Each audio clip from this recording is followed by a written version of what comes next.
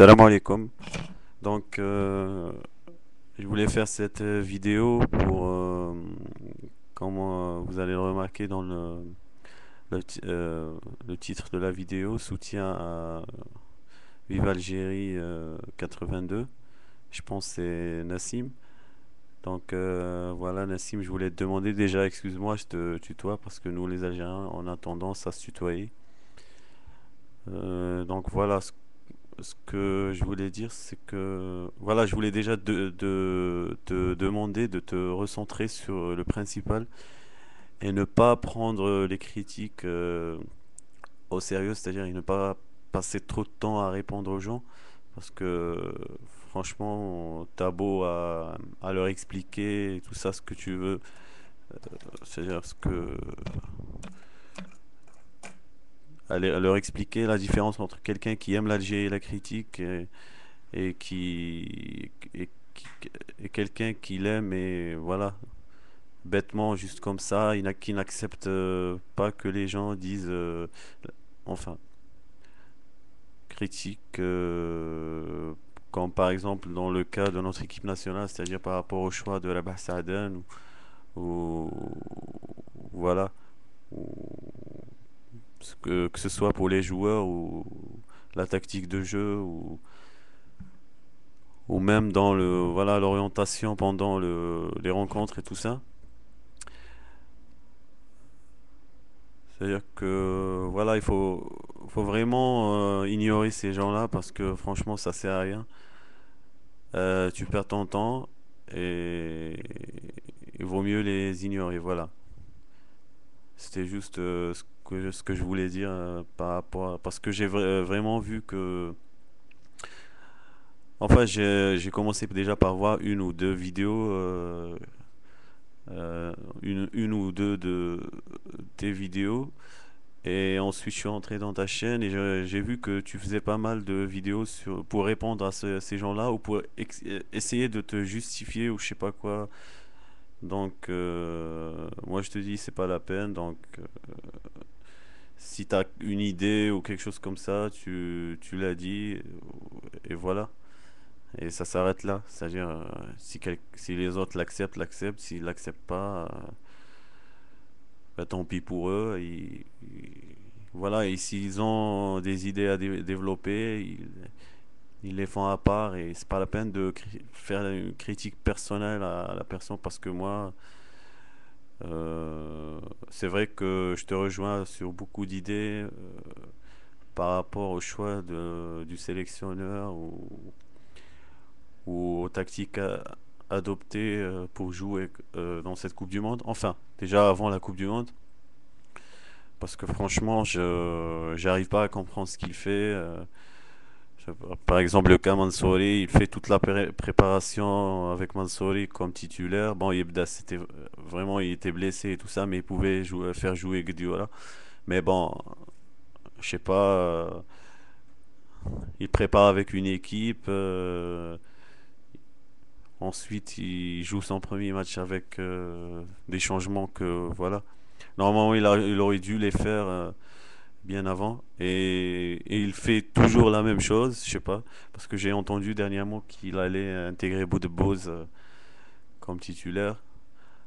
Euh, je sais pas, je comprends pas parce que tu fais pas premier match déjà, tu fais pas entrer Boudebouz au cours du jeu, comme si je sais pas, tu comptais même pas sur lui. Ensuite, d'un coup, il fait partie des 11 du départ.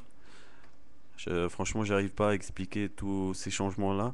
C'est-à-dire, ça prouve que, c'est-à-dire, il fait n'importe quoi maintenant. C'est-à-dire juste pour faire changer et voilà. C'est-à-dire,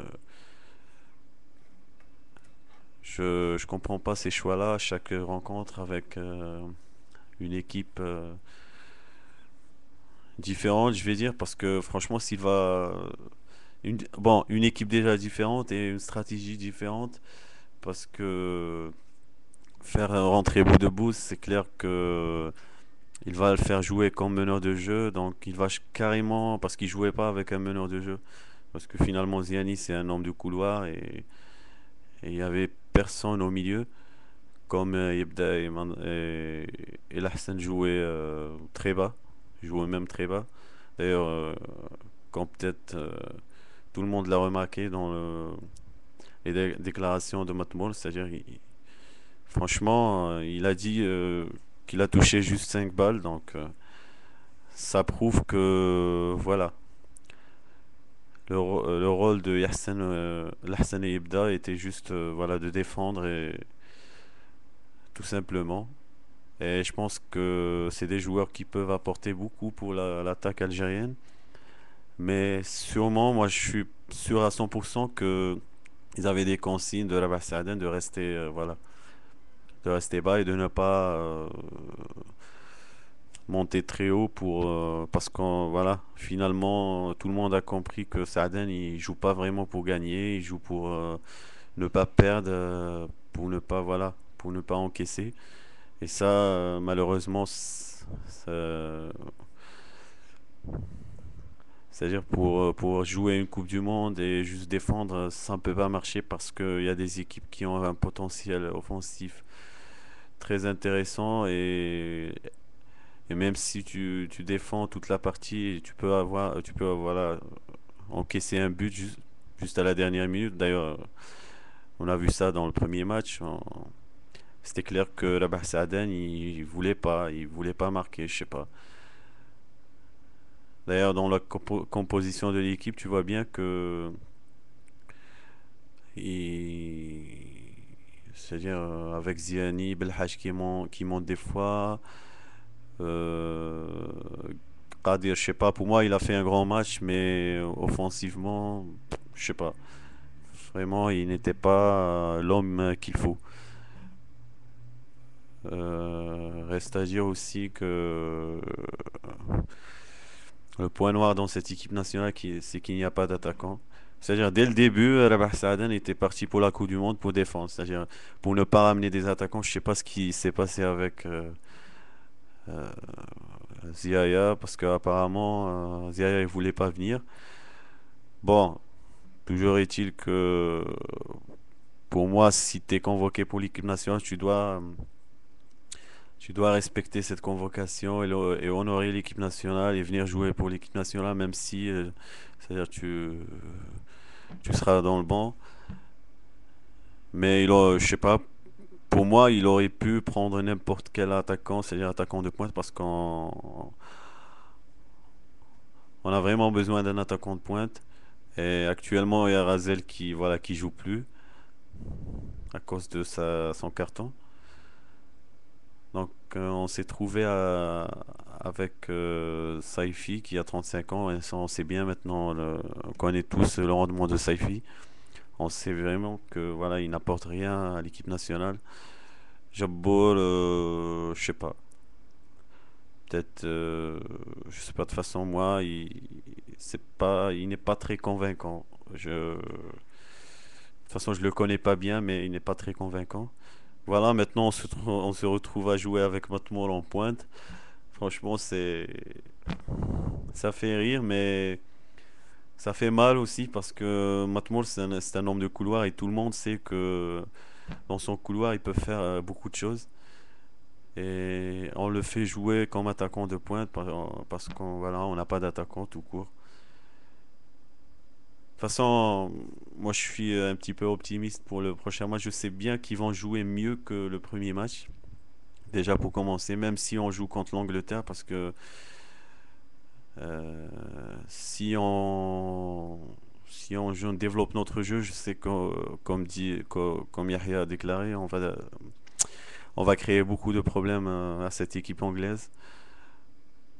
Finalement, j'ai vu le premier match, les États-Unis étaient beaucoup mieux. Je sais pas, pour moi, ils étaient beaucoup mieux par rapport au statut qu'a l'Angleterre, c'est-à-dire statut de favori